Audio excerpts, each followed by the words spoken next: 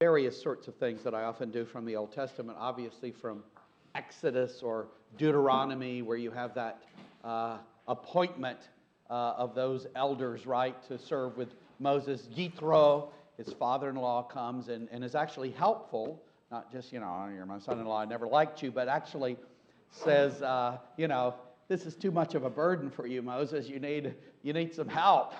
And Moses gets that help. But I'll just cite that. Instead, I just want to read a psalm, one of the great psalms of the church. Any guess what I might read? One of the great psalms of the church. 122. 84. Somebody, who said it? I mean, there are a number of candidates, let's be fair, right? But I think this is one of the great ones that's really a good one for the church. It is to the choir master, according to the Getith, a psalm of the sons of Korah. Now, yes, I am one of those fellows, because in the Hebrew, where this occurs, I read it. And you can all debate about it, but I read the superscription, so I'm one of those guys. How lovely is your dwelling place, O Lord of hosts. My soul longs, yes, faints for the courts of the Lord. My heart and flesh sing for joy to the living God. Even the sparrow finds a home, and the swallow a nest for herself, where she may lay her young at your altars, O Lord of hosts, my King and my God. Blessed are those who dwell in your house, ever singing your praise. Blessed are those whose strength is in you, in whose heart are the highways to Zion. As they go through the valley of Baca, they make it a place of springs. The early rain also covers it with pools. They go from strength to strength. Each one appears before God in Zion. The Lord God of hosts, hear my prayer. Give ear, O God of Jacob. Behold our shield, O God. Look on the face of your anointed. Excuse me. For a day in your courts is better than 1,000 elsewhere. I would rather be a doorkeeper in the house of my God than dwell in the tents of wickedness. For the Lord God is a sun and shield. The Lord bestows favor and honor. No good thing does he withhold from those who walk uprightly. O Lord of hosts, blessed is the one who trusts in you. Well, we read just a verse like 11, and if we're honest, we say, no good thing does he withhold from those who walk uprightly in the flesh, outside of Christ. With reference to myself, I'm in big trouble.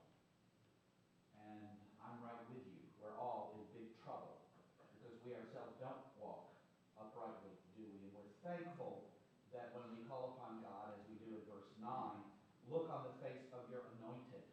There is one who perfectly fulfilled this and all the law, who kept the law perfectly on our behalf and paid for our lawlessness.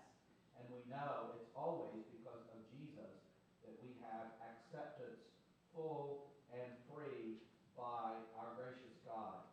But the expressions of this psalm, I think, are particularly sweet. Here, the psalmist appears to be outside the environs of the temple and of Jerusalem, and he recalls and longs for that nearness, that being in that place and in that presence might yield, and he faints, he says, for the courts of the Lord, and seems to have this envy, if you will, almost to the birds who can be close.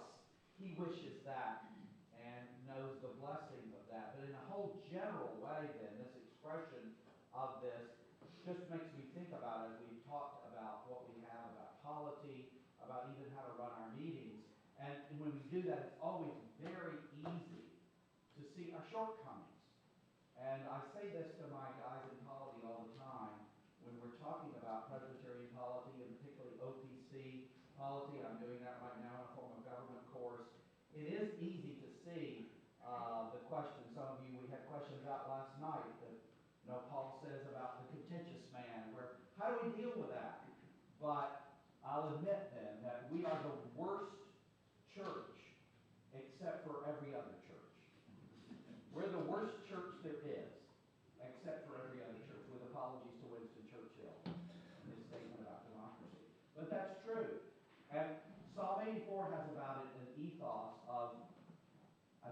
say this, particularly in that expression that I really want to focus on, a day in your courts is better than 1,000 elsewhere. I'd rather be a doorkeeper in the house of my God than dwell in the tents of wickedness.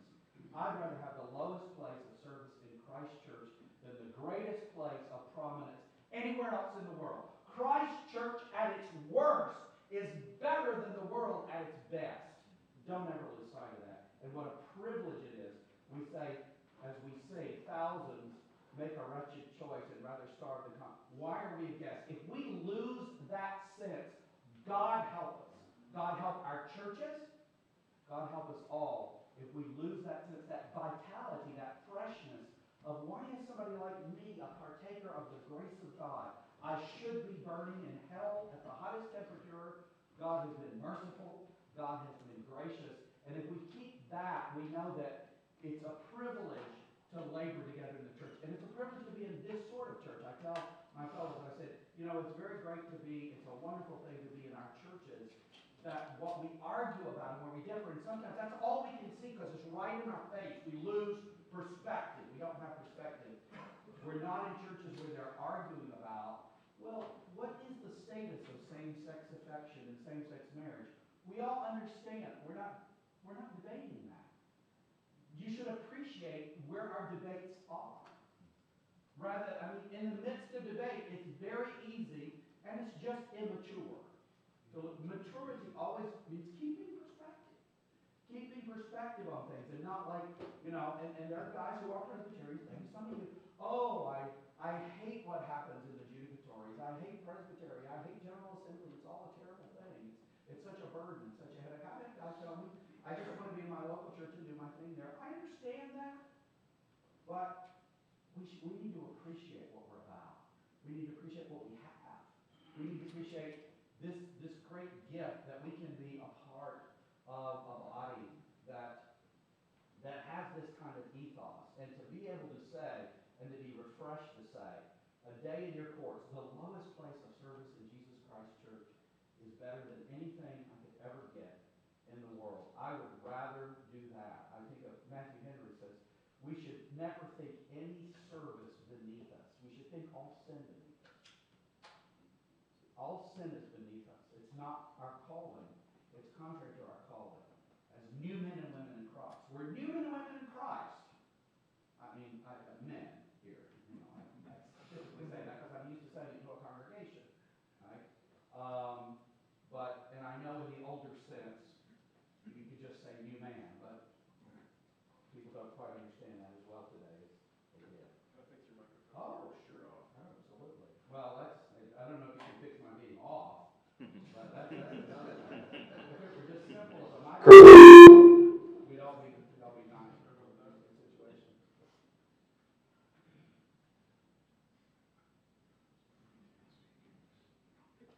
Calling a friend or let's do it.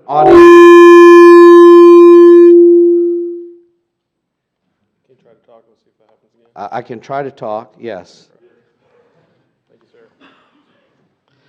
I'll tell my wife, the fellow this morning said, try to talk, and she'll be like, what? Mostly people are, hoping otherwise. As my father always used to say, I did begin speaking at quite a young age, and he would say, and has not subsequently quietened down. He put it a little bit more sharply than that, but a day in your courts is better than 1,000 elsewhere. And that's Presbyterian General Assembly at their knottiest, at their thorniest. I would just say this as a general observation about efficiency. I know that's part of what we're talking about here. It seems to me, if you remain at your present size, that's going to be hard to deal with. Particularly at your present, you're a big presbytery. And at your present size, and you meet twice a year, I can't come and give you answers for that. The quick answers are, you need to be not so big, so you need to multiply. Don't think of it as dividing. You need to multiply.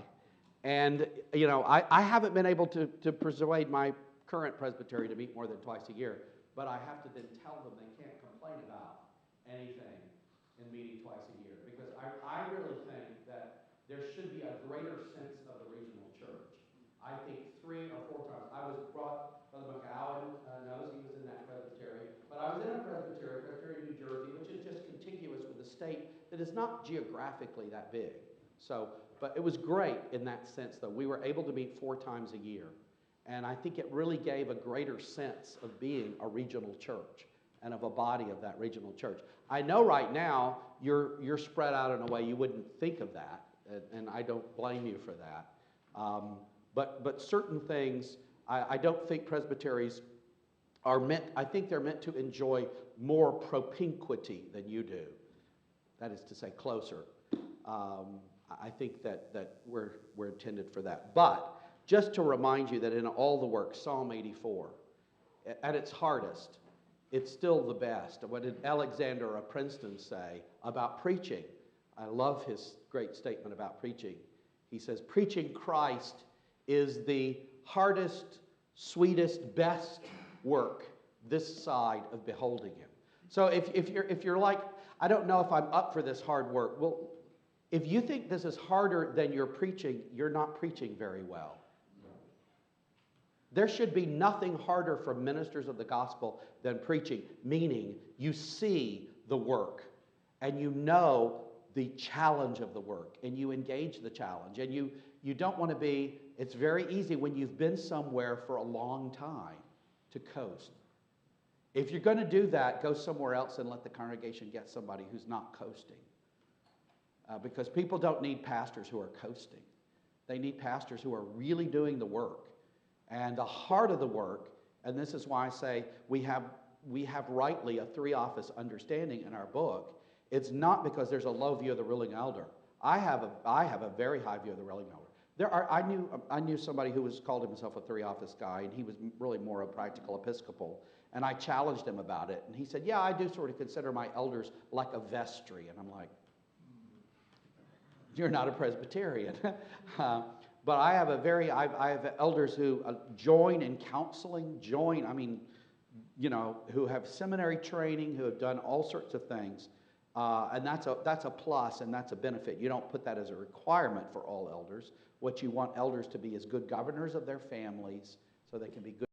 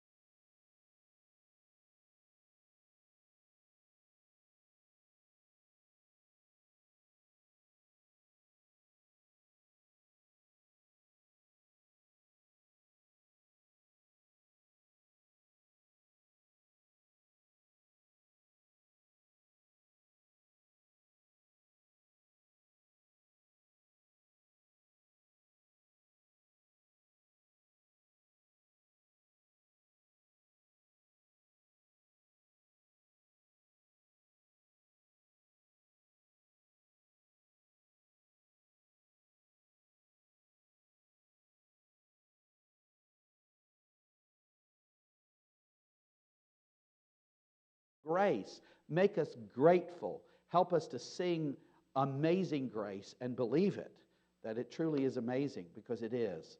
And we thank you for all that we have in Jesus, in whose name we pray. Amen. I was talking to some of the brothers. I feel a little bad. The brothers who asked me to come and speak about efficiency, I actually thought, well, should I say anything about the form of government, Book of Discipline? I'd like to say something about it. I'd like to give a little bit about our government and not just talk about Roberts and that sort of thing and what goes on in the meeting. And of course, from the questions I've seen, I could have easily had 3 talks in the Book of Discipline, and you might be thinking, why didn't you? That's not what I understood my assignment to be. I tried to do my assignment, and that's why I had 2 talks that had to do somewhat more with Roberts. I did give you a lot of, you said, well, you gave us a lot of information on yeah, because I've been teaching this stuff for years, and that's just a drop in the bucket that I gave you of some of the things there. But I understood here that you wanted some talks in this area, so we've done that, but we're going to have time for some more questions here. So last night, second talk, we were going over 9 and 10, those pages there. Let me just point out to you a couple of things on 10. The top of there, I say a right use of Roberts, and remember, I didn't make a particular argument for Roberts. I said you could have other rules of order and so forth. You can adapt Roberts and should as you need it for your own usage. But why reinvent the wheel? Why not? This is a great kind of a thing to use at what I call a 4th level, right? The Scriptures are our primary standards. We can't differ with them. You know, we never ask anybody. We say, do you have any differences of any sort with our secondary standards of the Confession of Faith? I've never heard anybody ask, see, because we're not that kind of church, do you differ with Scripture? If you do, there's the door. Bye. You know, you're done. No, this is God's Word. Primary standard, secondary standard, Westminster, Confession of Faith, larger, shorter catechisms. Tertiary standard, the Book of Church Order, Form of Government, Book of Discipline, Directory for Public Worship. Quaternary standard, something for the meeting. But of course, you have local bylaws. Those would cap that, just like some churches have, or presbyteries have, local bylaws that are in contravention to this. No. Your local bylaws can't cap this. This is something we all agree to. Now, you're saying, are you serious? Oh, yeah. Oh, yes. I get calls and they say, and our bylaws say this, and I said, that's contrary to the form of government. You can't do that, you know. Well, we do it here. And I mean some things that are pretty contrary, not just a matters of, interpretation, but pretty clearly contrary. But, so we're talking about this, and I say here, a right use of this begins with the understanding that these sorts of rules that aren't inimical to achieving desired goals, to the maintenance of righteousness for worthy ends, are so that no small minority may dominate or bare majority tyrannize. That's really what this is about, that no small minority may dominate or bare majority tyrannize. And it's similar, one of the brothers was asking last night in terms of the Book of Discipline, given the Machen experience, is the Book of Discipline, and given what you said about inquisitorial approach and truth being the concern, is the Book of Discipline too cast in the favor of the accused? And I said, you could argue it at some points. I mean, I think this is why we need to revisit all of this. We need to think about, are there some things we could express better? Are there some things we could do better?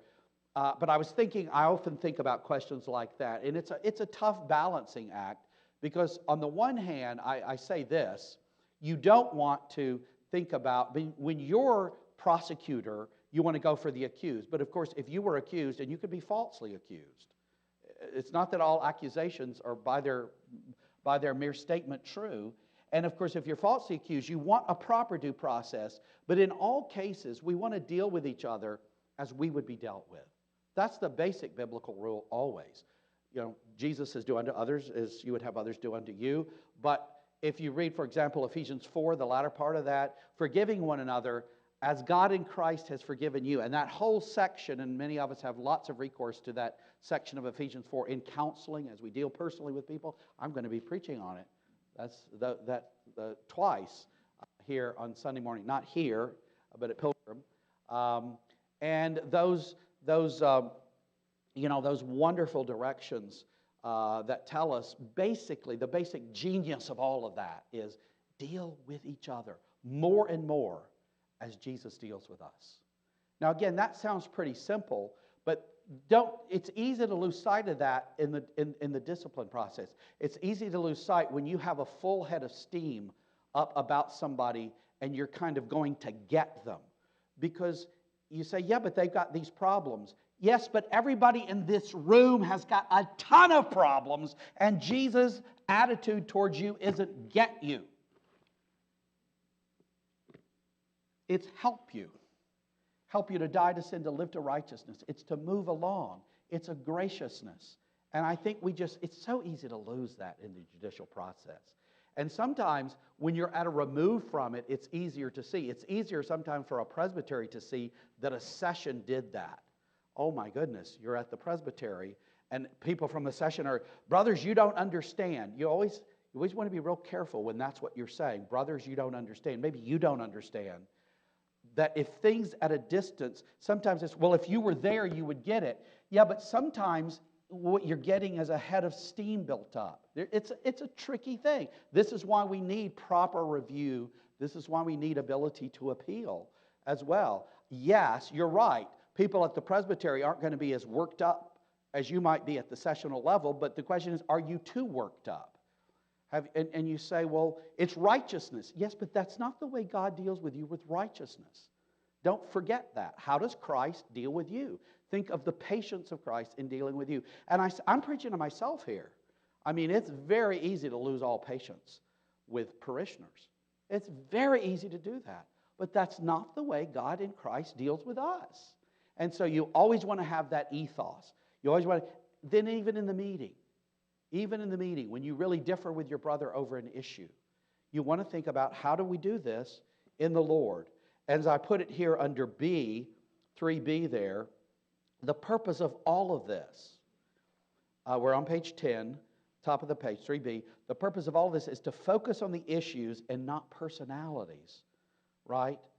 So you think of Ephesians 4, and a lot of people have said, as they've commented on this, as they've looked at it, you know, some have called it rules for fair fighting, rules for right communication. And what you want to focus on, Ephesians 4, the latter part makes it very clear, is you don't want to focus on the person. You want to focus on the problem. You want to focus on what you're trying to solve, rather than making it about personalities. So part of what Roberts, and part of the reason why you use what feels very strange to people, very odd, saying things like the previous speaker and not using names, is because truth isn't person relative. If we're having a debate, we're not primarily concerning ourselves whether Brother Smith or Brother Jones or Brother Williams said X, Y, or Z. We're trying to serve one another. We're trying to serve Christ. We're trying to get to the heart of the matter. We're concerned about truth, about the principle. And so, you know, maybe a brand new guy. This is why I think I hate it when you go to the General Assembly and people will say, you know, all you new guys, you know, I've heard put glue on your seat and sit there. You've been commissioned by your presbytery. I want to hear anybody who's had something good to say. And there are those of us who have been around for a long time who may be adding nothing to this debate. And a new guy who's come in, I don't want to not hear from him. If that's not Presbyterianism. It's a creeping episcopacy. It really is, to sort of tell the new people to be quiet and sit down. And I'm not saying there's not a virtue in being quiet and sitting and figuring things out. I understand all that. But most people don't need to be told that. They can get that. They see that. There are people that I want to hear from. You know, we've heard from all the regular parties. Maybe there's some new voices here that we could really benefit from hearing from. So, but the purpose of all of this, as I say under B there, is to focus on the issues so that truth may be honored and that you may walk in as colleagues and walk out as colleagues. That's the way you want. You want to be able to walk into a presbytery meeting, just to take that, as colleagues, or session meeting, or presbytery meeting, or General Assembly. Walk in as colleagues, differ about things, argue about things, but then leave as colleagues. Not, you know, and make it as much as lieth within you to be peaceable here. But I mean, I remember once I've had a couple of different things. I've had debates with people. I've been involved in debates, and other people have been on the other sides of debates. And I had one brother who wouldn't look at me for a couple of years. He wouldn't look at me. I didn't feel that way about him. To me, it wasn't personal. We were on different sides of an issue. And he had a right to be on the side he was on and to argue vigorously for it. But you see, so, I mean, we're not always good at this. And I'm not trying to make a good example of myself and a bad example of him. But it just kind of amazed me because I would seek to engage this brother. And it was very clear to me, because he would before, we were friendly. But because it was a significant thing we differed on, but it was all within the bounds still. It was all, and it's interesting that people, if you're differing, there's a certain type, if you differ doctrinally, they think you're automatically outside the bounds of the Westminster Confession, because you have to be, you're differing with me. You may not be. Maybe you need to know a little bit more about this. But the purity of the church, and I put it this way too, so I'm not talking compromise here. The purity of the church is not to be sacrificed for its unity. That's a liberal agenda. That's a liberal agenda, and I don't agree with that. That's the ecumenism of the 20th century, which is writ large over the mainline Protestant churches. That's really the story of the 20th century, is a kind of ecumenia, and a truth and doctrine be hanged. No. But neither is peace and unity to be sacrificed for a misguided purity. I remember once, so this was somebody who was disciplined and put out of the church. He was making this vigorous argument to the Presbytery of Philadelphia. I happened to be a visitor from the Presbyterian of New Jersey, bringing an issue over to them that we were going to work on together. And this man was really challenging the Presbytery of Philadelphia that they were compromising the purity of the church. And again, this man was ultimately deposed from the ministry and excommunicated from the church and was an adulterer. I mean, serious sin this man was in. A lot of this came before the General Assembly. But I remember Mr. Galbraith got up, John Galbraith, and he was young at the time. I think he was in his late 80s. He lived to 103. I had the privilege of being at his funeral. He was a great friend and a great man. But Mr. Galbraith got up and said, basically this guy was accusing the Presbytery of Philadelphia of being Arminian. And the Presbytery of Philadelphia has problems. It always has and always will, because they're people. And I'm sitting there thinking, they're not Arminian. I mean, this is nuts. This is just crazy. These people are not Arminian. And Mr. Galbraith got up and he said, we've heard this plea for the purity of the church, and I fear it's been pitted against the peace and the unity. But all of those go together, and you may not separate them. You may not. It's the purity, peace, and unity of the church. It's not one of these. We want the purity, but we're going to sacrifice the peace and the unity. And I can't recreate the speech the way he gave it, but I'll never forget it. And it was one of those things you're like, okay, that's it. He's right on the money here. He's telling us what we need to hear, and he's right. And I don't know if those of you were at the 2011 General Assembly. That's the last time he addressed the church. That was the 75th anniversary. Were some of you at the 2011 General Assembly? That was the 75th anniversary out in Sandy Cove. I'm sure some of you were. And I mean, if you were, I trust you haven't forgotten that. Mr. Galbraith, 2011, he was 98 at that point. He was born in 1913. And he comes up to the podium. I mean, a little bit like Norman Thomas, who used to come up and say, creeping socialism. But creeping Presbyterianism. Now he comes up, and he's a tall, imposing figure, and then he straightens up without a note, gives this remarkable address to the General Assembly. And, okay, I better move on. It was remarkable. But as I say here, we need a good dose of humility, and deliberative assemblies are likely to inculcate it or else harden us. I've come into deliberative assembly so often, and I have strong ideas about a lot of things, but I come in and my mind has been changed either to the other side or, wait a minute, here are amendments. Yeah, that makes sense. That's a better way to do this. That's how we want to be about this. Okay, so you've got all those sort of examples. I'll let you look at those yourself, and you can ask any questions if you want to. Page 13, we've talked about a lot of this already. I got into it. If you're the moderator, what do you do? Well, if you're a member of the body, you always have a vote. Because you hear guys say, well, I'm the moderator, I don't have a vote, like in, say, Presbyterian. Of course you have a vote.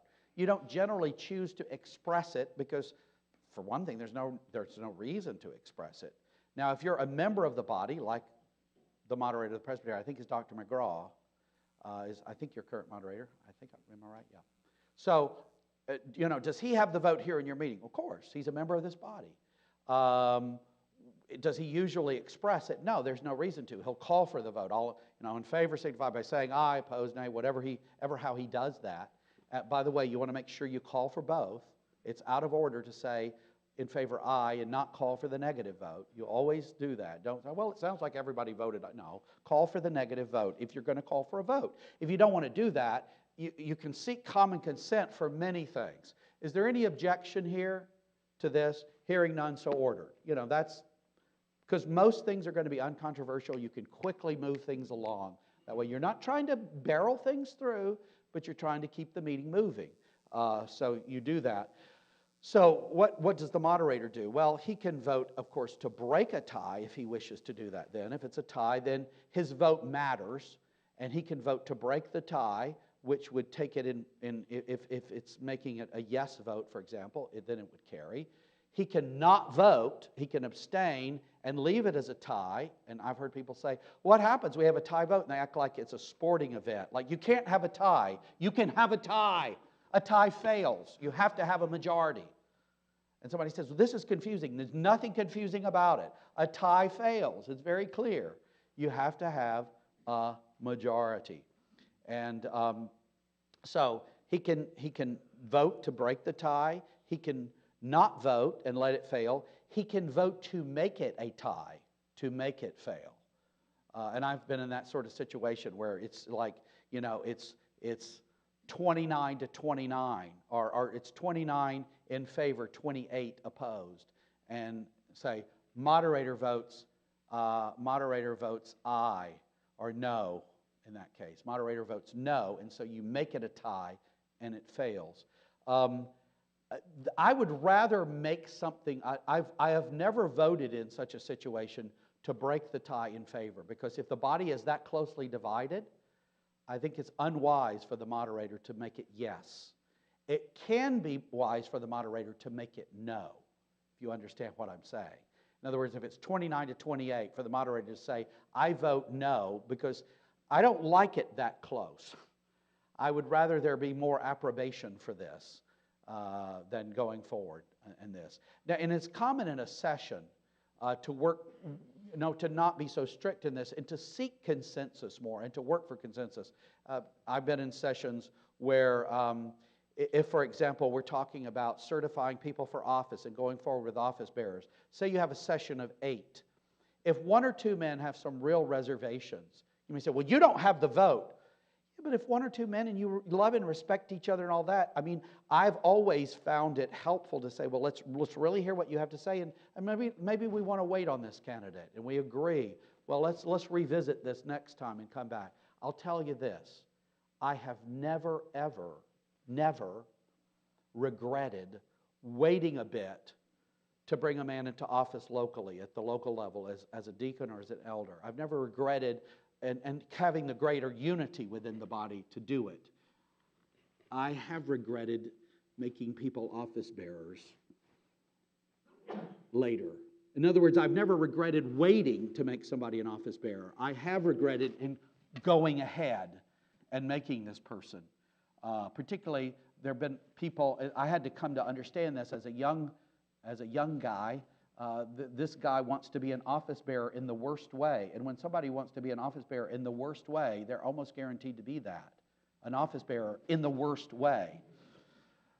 So, it's waiting is always a good thing there. But if you're a member of the body, if you're the moderator, you have the vote. You don't in the congregation, right? You're moderating a congregational meeting. You don't have the vote there, so you can't make something a tie. You can break a tie, because it always pertains to whoever's moderating to break a tie if he wishes. But again, I would never do that. I can't imagine breaking a tie in a congregational meeting. You don't need to go forward as a congregation when we don't want to be satisfied with these low numbers. To come in, it takes 3/4 plus 1, right? And to continue on, it's just like when a man is called. I always want to know in the presbytery, They'll say, well, we call such and such as a pastor or as an associate pastor. And they won't tell you a lot. Now, Mr. Moderator, can we hear more of this? Can we hear what the votes were? I want to know what each vote was. What was the first vote? Did there need to be a second vote? What was that vote? Did there need to be a third vote? What was that vote? Because, the guy I had the situation where somebody said, well, he got 60% of the vote. I said, well, that might be great in a civil election. That's a landslide. I don't consider it that among us. You want to put this man in office as a ruling elder. And, of course, locally you can make there be more. We have 2/3 requirements. The book doesn't say what the vote has to be. So that's something where you can stipulate that. You can say a simple majority isn't enough to become an officer. But it's certainly not enough to become a minister. Again, we're in that 3/4 plus 1. And I agree with that. I think you need supermajorities for things like a man coming into office. Because there needs to be, if you're not going to be at the outset, received in that way, how is it going to work once you go along? It's sort of like the honeymoon. If your wife is like 50-50 about whether she wants to go on a honeymoon or not, that's just not a good sign.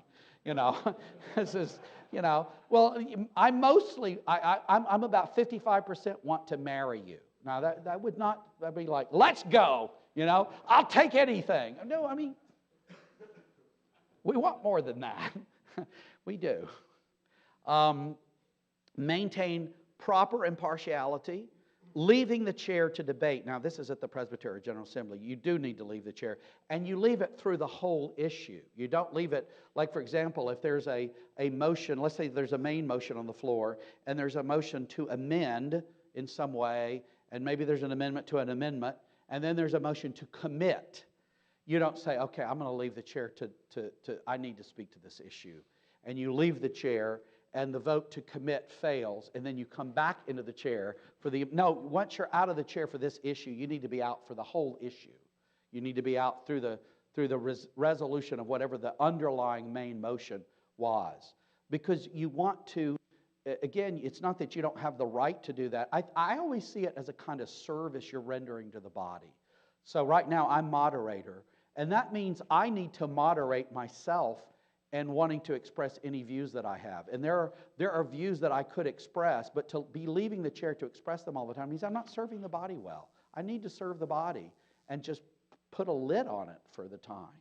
I remember when I moderated assembly, of course you're so busy and you don't get a lot of, people come, it's always funny because people come right up to you.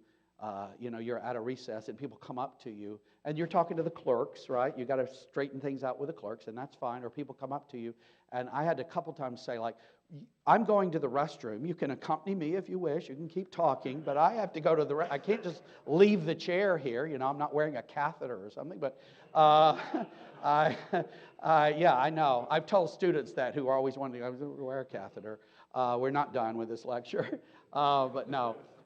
So I said, so I'm in the restroom at one point, and along the line there, and so Mr. Moderator, this is a really interesting debate we're having. What do you think about it? I said, I think the assembly is having a wonderful debate, and you should attend carefully. In other words, he was wanting to, well, you're not in the chair right now. What's your opinion? No, I wasn't going to give it to him. I wasn't going to give him what my opinion was. It's no. I said, if I really think I need to express an opinion, I'll leave the chair and I'll express it and I'll stay out of the chair. But just because we're in the restroom doesn't mean that I'm going to give you that. So you want to maintain that proper objectivity, seeking common consent, as I say, for uncontroversial motions. Pay careful attention to moderating and learn. All of you should be paying attention to moderating if you're not the moderator, to learn about it. Think about, well, how would I moderate if I were doing so? And then just remember the rules within the body. Require men to rise and address the chair. That's a real simple thing, but you're going to have guys doing this. And I kind of rib about these things. I'll say, okay, gentlemen, if you wish to speak, you rise in your place and you say, Mr. Moderator. Don't be like, well, that's kind of pushy, and this isn't the second grade. I do not recognize raised hands. You always have guys who are like, and you can just, you're going to have your hand raised for a long time. I'm not calling on you. If you don't call upon me, I shall not call upon you. You've got to just stand up and say, Mr. And moderators, you should require that. That's a very basic one. People should stand up in their place and they should say, Mr. Moderator, and not do the, you want to hall past Johnny? I mean, there's the hall monitor. No. Do it right. Always give the mover the right of first speech. And you should, not only you give it to him, but I would be a bit, now if it's been very obvious, let's say you've had a lot of conversation, and it's already obvious why you want to do what you want to do. So somebody moves this, and somebody seconds it, and you say, do you have a speech? Now this is in a body, not just a simple when you're sitting around, but somebody who moves it should at least say, Mr. Moderator, I think what needs to be said about this has been previously said, but make sure of that. It may not have been, and here's where I'm going. Moderators should know this. You should know this as maker of motions. It's irresponsible to not speak to your motion. It's irresponsible. You made the motion. You need to tell us why we should support it. You're like, well, I don't really know. Then don't make the motion. Don't do such things. Let other people make the motions. So if you make a motion, you need to frame it. And the moderator must give you the opportunity. I mean, I've seen moderators let negative speeches go first. Never, ever, under any circumstances. Even if the guy says, well, I've already spoken to it. The next speech is going to have to be a positive speech. I want to hear a positive speech. If there's not any, then we got a pretty clear, this isn't going to go anywhere. We're going to move this to a vote. You don't want to do this. So you say, is there a positive speech to frame this motion for the body? And if no one is wishing, are there those wishing to speak negatively? Mr. Moderator, the moderator is going to put this to a vote if there are no positive speeches. Is there any objection? No, maybe the guy by that point is, he wishes he hadn't made the motion. I get it, he's like, why did I say this? Okay, we've all done it. We've all done it, so that's okay. That's all right. So alternating is good, but you don't have to strictly do so. Know the relevant bylaws and standing rules of the body you're moderating. That's very important. Again, see the table on the order of precedence of motions. This is what I was really pointing out last night. Excuse me. So go to T4 in current issue of Roberts, and you see the precedence of motions, and particularly these subsidiary motions. And I hope that was clear what I said as I tried to example that. You've got a main motion on the floor, and here is the order. If you can deal with postpone indefinitely as long as there's nothing else like amend or commit before you, and you deal with them in that order. And the moderator should put that way. He should say, your motion is not currently in order. We need to vote first on this, and to point people to that, and then go behind it. You get all the questions of, can this be debated and so forth, and then it directs you back into the book about where there's more detailed discussions. But you can really do most of what you need for any meeting just following that kind of rule. So I say, pay really close attention to that. And you should, as I say under D, pay close attention to the debate, indicate where matters appear to be. Lead the body this way. We've heard extensive argumentation on both sides. Are we ready to vote? The moderator should always be thinking about, he should keep in mind, we're moving this through in an orderly way to a vote. You're running the meeting under the Lord. Be properly directive and prompting, not wrongly controlling, sort of servant leadership. That's really the model in the church. And it's a challenge. There are men who get the servant part. There are men who get the leadership part. It's both. It's both. One of my colleagues, at least, I don't know, back in your day, Beach used to do this in some of his practical courses, to illustrate it, you got peanut butter on my chocolate. You got chocolate on my peanut butter, It's a peanut butter cup. It brings them together. Servant, leadership. It's both. Do we have some peanut butter cups? No.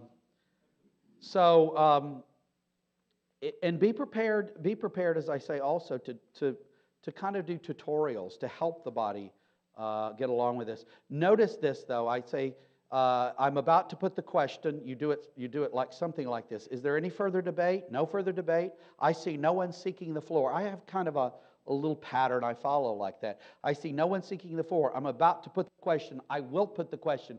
All of which is meaning if you have anything to say here, you better be saying, Mr. Moderator. And that'll stop me in this speech. But you need to say it. If I'm actually putting the question, you're too late. Unless there's some technical thing that's, in other words, you're too late for debate on it.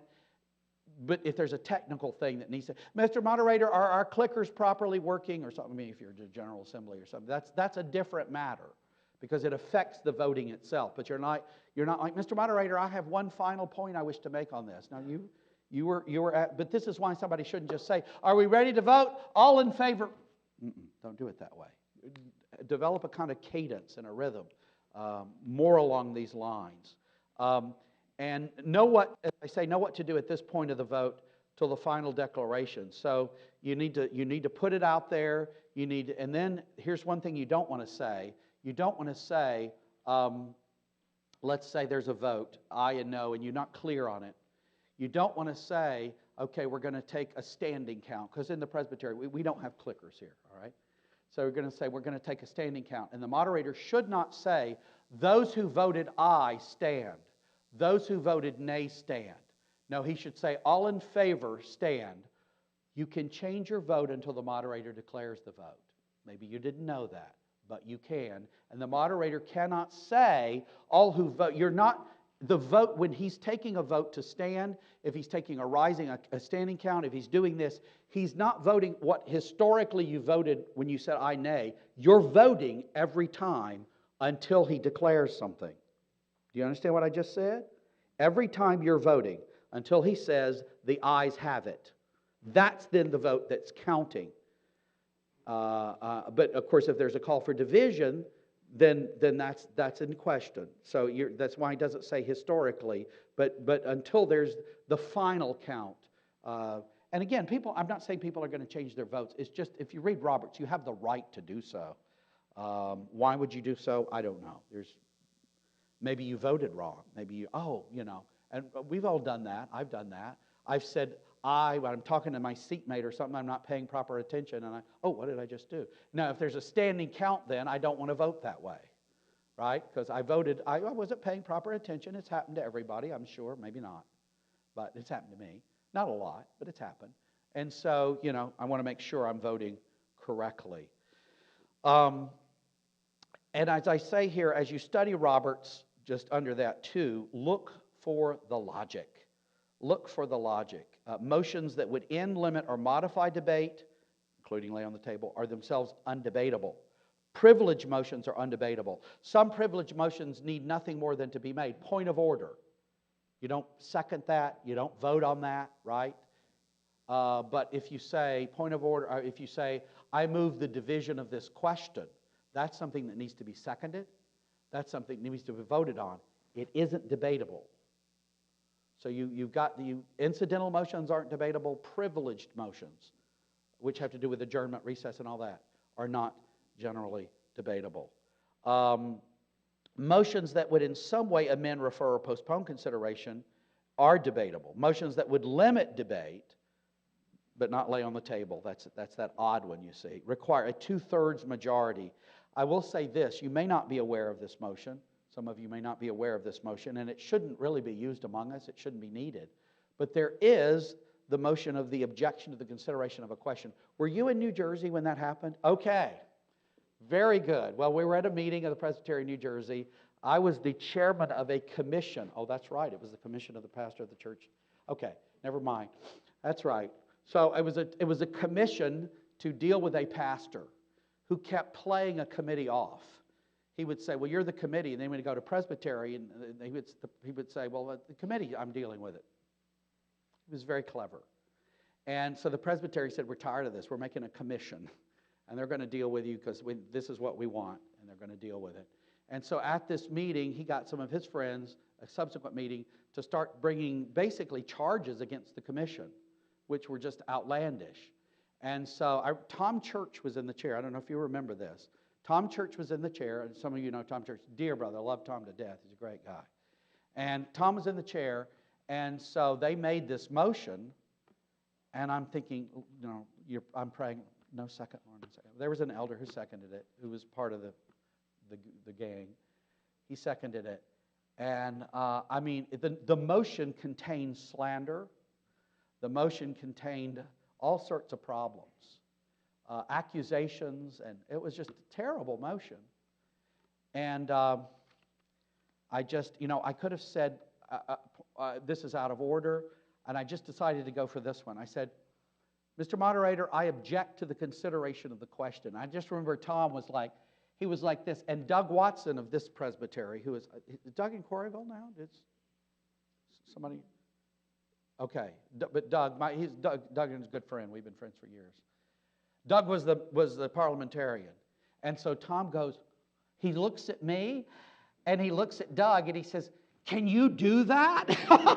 And Doug's going like this, and he says, "Explain." And Doug says, "Well, when a motion is made and seconded, if it's not seconded, it just dies, right? But if it's made and seconded, but before there's any debate, no, you can't have any debate whatsoever, but it seems on its face so outrageous for whatever reasons that you don't want the body to even consider it. You don't want the body to talk about it. Someone can immediately object to the consideration of the question. That doesn't need to be seconded. Objection, consideration, doesn't need to be seconded. And it calls for an immediate vote on the question. And if 2/3 are favorable, it's gone. So we went to an immediate vote on the question, and probably 4/5 or more, once it got explained to the body what we were doing. A few people knew about it. Most people weren't familiar with it. They'd never heard it. Because it isn't the kind of thing we would do. Like maybe the Homeowners Association does that, right? But we should not be making absurd motions that somebody's going to object to the consideration of the question. But that happened. And in that same meeting, I don't know if you recall it, but another thing came forth. And of all people, and some of you don't know who this person was, but a great man of the faith, a great, great man. And somebody, I consider him a mentor of sorts. Richard Barker, who was in your position for many years as stated clerk, and was stated clerk of that Presbytery forever.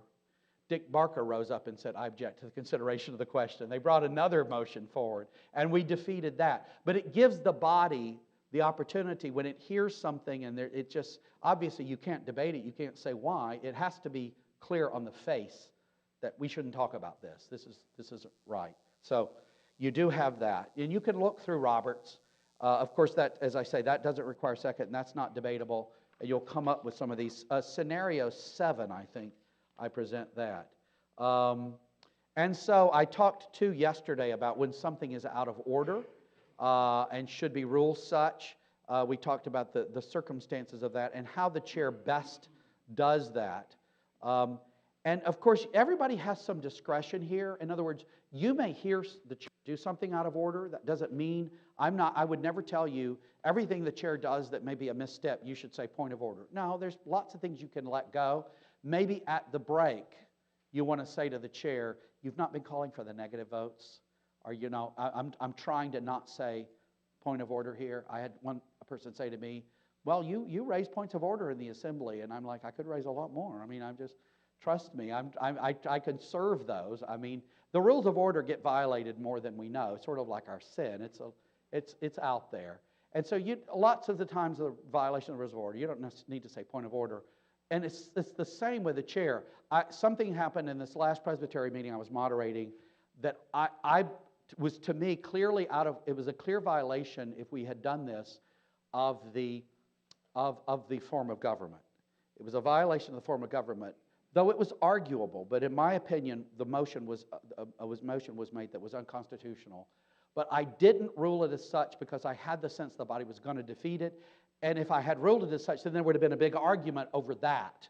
And I thought in terms of efficiency and use of time, this isn't a good use of time. It's better that this just go and we deal with this. Now, if it was going in a way that appeared for some reason there was going to be support for it, I could say, in the opinion of the chair, this is actually, because at any point the chair can say, you can't say, well, it's not out of order because you didn't rule it immediately. No, anytime, maybe you didn't even see it. And if you're saying, well, no, this violates this section of the book right here. This is in violation of that. But we dispatched it, and it was better that I didn't rule it out of order. And so you have to, there's discretion is always the case. Discretion should always be used. Well, I've come up really to the end of my time. We did have our can call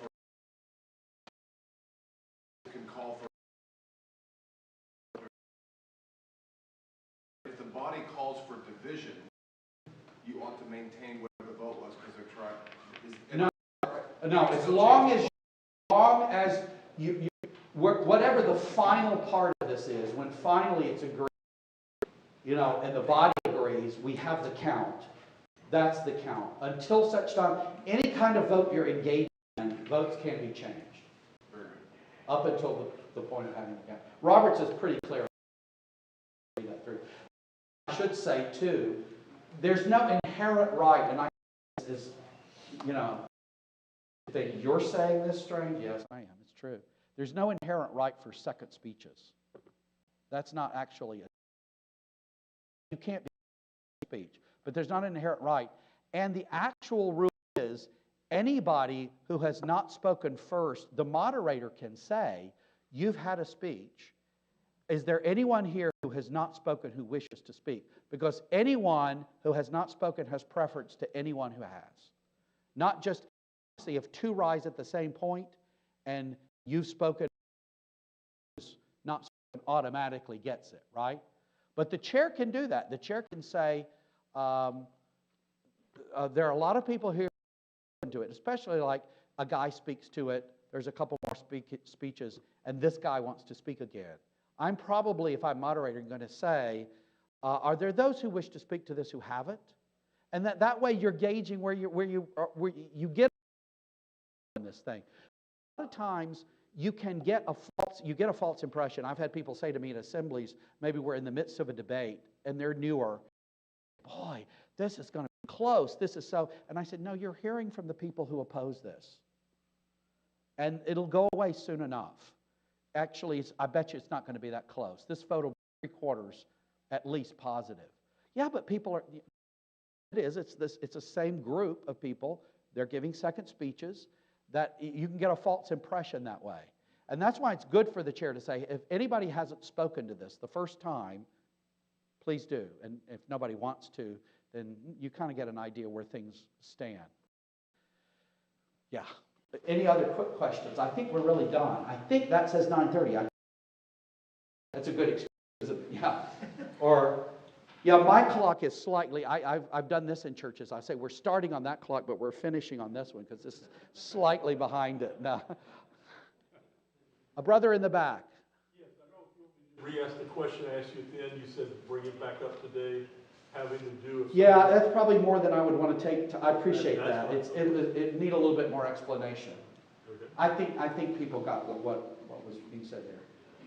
Any other questions? Should I close in prayer? All right, let's pray.